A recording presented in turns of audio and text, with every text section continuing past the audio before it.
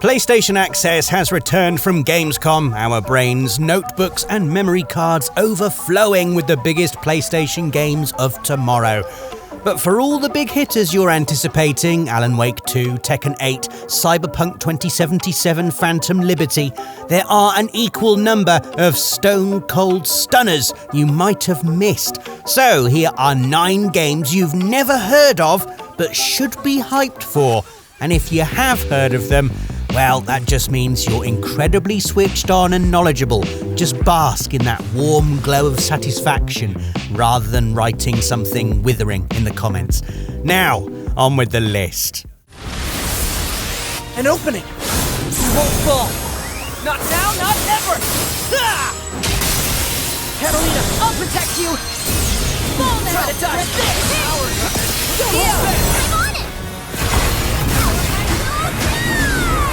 In Gran Blue Fantasy Relink, it's time to pray for your square and triangle button, as they are going to get the hammering of a lifetime. They are the building blocks of Relink's flamboyant combos in a combat system that has visual echoes of Tales of Arise, but the mashy murdering of a Dynasty Warriors. And like those Omega Force classics, Relink revolves around a roster of heroes who each handle very differently. Nimble swordsman Lancelot's twin ice blades feel very different to Siegfried's burning greatsword, which are both in turn totally unique to the long-ranged magics of Io. But while you're mastering your hero of the moment, you're also keeping an eye on the wider gang of 4, linking attacks to trap enemies in gloopy slow-mo or timing arts for a chain burst combo. We got to play the same combat scenario with multiple characters, but the final game promises over 100 missions spread across its world of sky islands, with 4-player co-op should you not trust the AI to sync up with you on those team moves.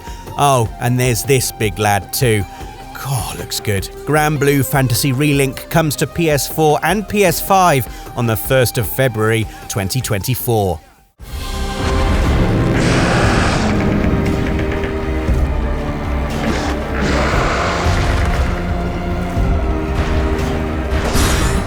No, you haven't eaten something rotten and entered Squiff-O-Vision. This is Ultross, the trippy Metroidvania where developers Haydock want every frame to pass as a piece of psychedelic art.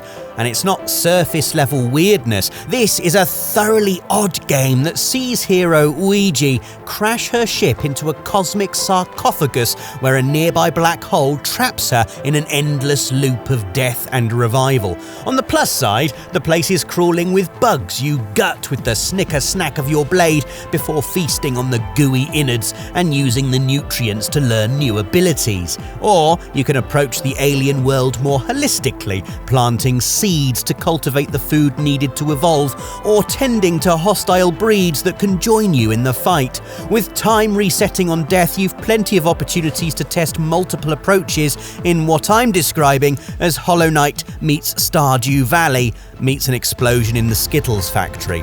You'll be able to come up with your own equally baffling description when Ultross comes to PS4 and PS5 in 2024. Look out! Behind you! Huh?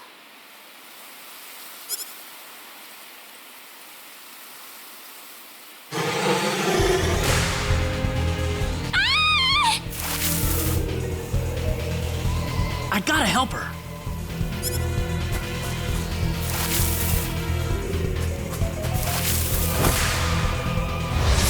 A new entry in my new favourite genre is next up. Star Ocean The Second Story R is the latest Rib Saga M JRPG, a new acronym I've coined which stands for retro-inspired but somehow also gorgeous and modern Japanese role-playing game, obviously. Following in the footsteps of other Rib Saga M JRPGs like Octopath Traveler 2, Star Ocean The Second Story R takes the pixel art charm of the PS1 original and splashes it across a slick 2.5D backdrop that in motion looks utterly gorgeous. The frantic real-time battle system that was all the rage back in the 90s feels feels every bit as impactful over 2 decades later. During my hands-on, I had a bunch of fun toasting low-level critters with dazzling magical attacks. Definitely overkill, but that's how I like my JRPG steak. Grind until I'm 10 levels too high, and then burn all monsters to a crisp. I particularly enjoyed the immediacy of firing away party members' abilities with one button press, or taking control of them directly for added variety. My absolute favourite thing in Star Ocean: The Second Story R, however, is a small detail, but one sure to please fans, and that is the ability to time travel between eras in the menu, shifting from original PS1 character art to the late noughties PSP iteration, and finally the modern day remake. The love and reverence for the game's heritage is plain to see, and I can't wait to dive in properly when Star Ocean: The Second Story R hits PS4 and PS5 on the 2nd of November.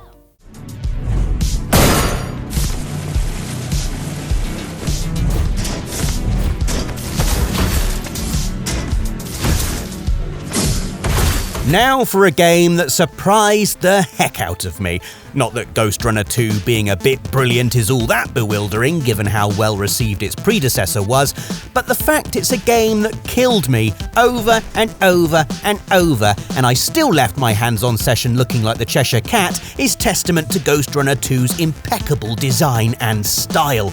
Set in a dystopian cyberpunk future, your job as Ghostrunner Jack is to slide, shoot, jump, slash and wall run through multi-layered levels of baddies, look really cool, and not get hit once as you take them all out.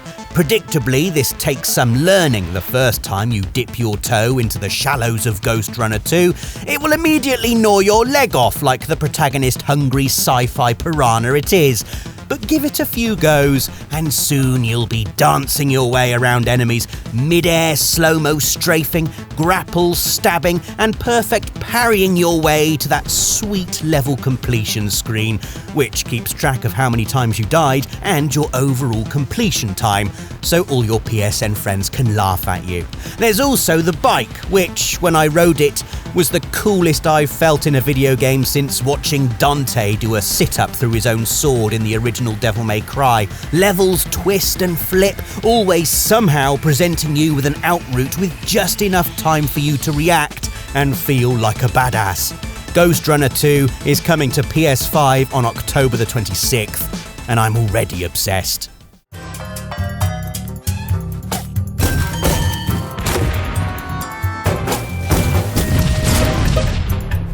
Of all the tricks, gimmicks and mechanics we've seen recently, few wow us like the Plucky Squire's Dual Worlds. Set in the pages of a storybook, it's a 2D top-down adventure until you hop out of the frame and realise there's a whole 3D world to explore, and other 2D media outside the book that you can jump back into. Yes, you can enter what looks like a Magic the Gathering card and discover a whole different genre of game inside that. Truly, this is the title the Galaxy Brain meme was invented for. But the magic doesn't just stop there. The turning pages of the book means anything can happen, from dramatic scene changes to perspective shifts to one-off mini-games that pull you into the illustrations for 10 seconds of fish catching or a spot of archery. You can even pick words off the page to rewrite the story to make the world friendlier towards your adventurers. The irony is not lost on us of a game set inside a book that does nothing by the book. If this isn't a Game of the Year contender on PS5 in 2024, I'd be very surprised. Welcome to the Abyss.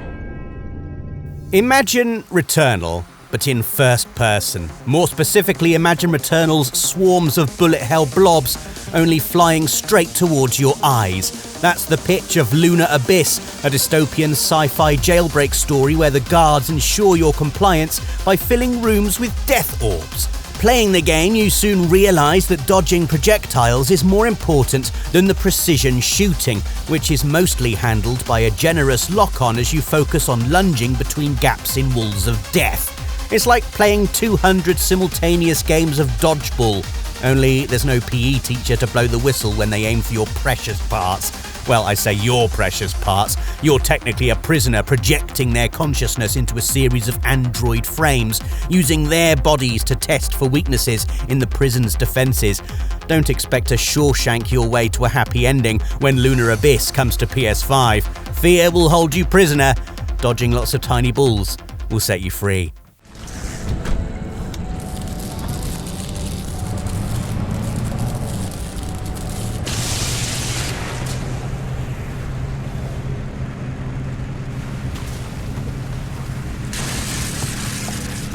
Forget roguelites, Pacific Drive is our first road-light. The aim is to drive your car to the heart of the Olympic excursion zone in a single run.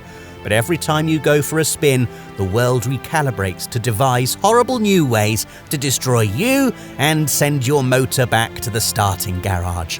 In our hands-on, we encountered impromptu lightning storms, melted crash test dummies, and a gravitational anomaly that turned even the tiniest speed bump into one of those slow-motion ramp jumps from GTA. Crash back down to Earth and you're forced to craft new parts back at the garage before refueling and venturing forth into a fresh batch of horrors. The way your station wagon is both a lifeline and a machine you nurture by scavenging for parts on foot creates a tangible connection to the world. It reminds us of tending to your spaceship in Outer Wilds. And while this isn't quite as galaxy-brained as that, the mystery at the heart of Pacific Drive's universe, what is it that lies at the end of the road, already has us revving our engine for the PS5 release in 2024. Oh no, wait, the gas pedal just broke. Back to square one.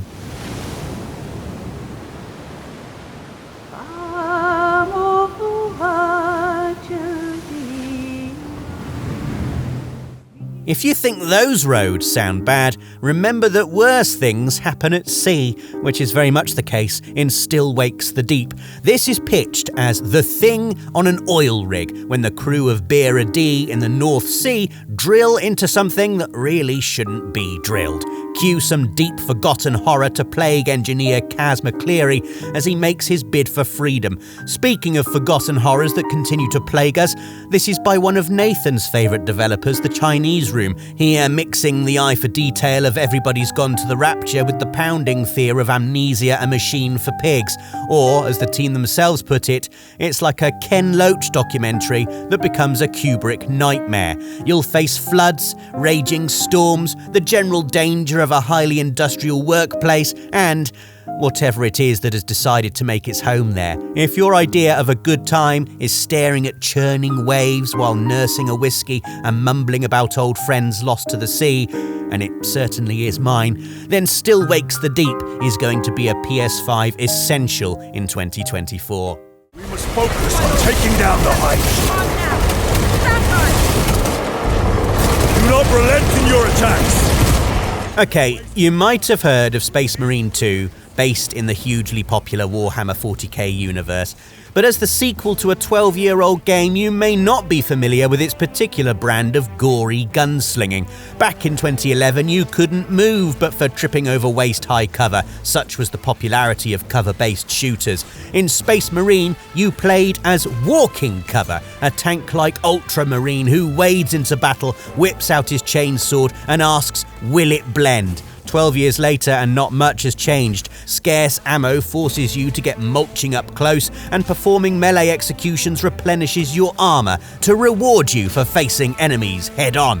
What it gains is the incredible horde tech Saber Interactive developed for World War Z and put to use here to bring your tyrannid enemy to life. Think Starship Troopers levels of chaos as hundreds of xenomorphs charge over hills and pile atop one another to form siege ladders to scale your brutalist fortresses. Yes, it may boil down to mashing buttons to puree them, although elite units need careful parries, but the jaw-dropping scale of enemy strength made this one of the most impressive demos we played. Your bug hunt begins on PS5 this winter. And those were 9 games you'd not heard of that you definitely have heard of now.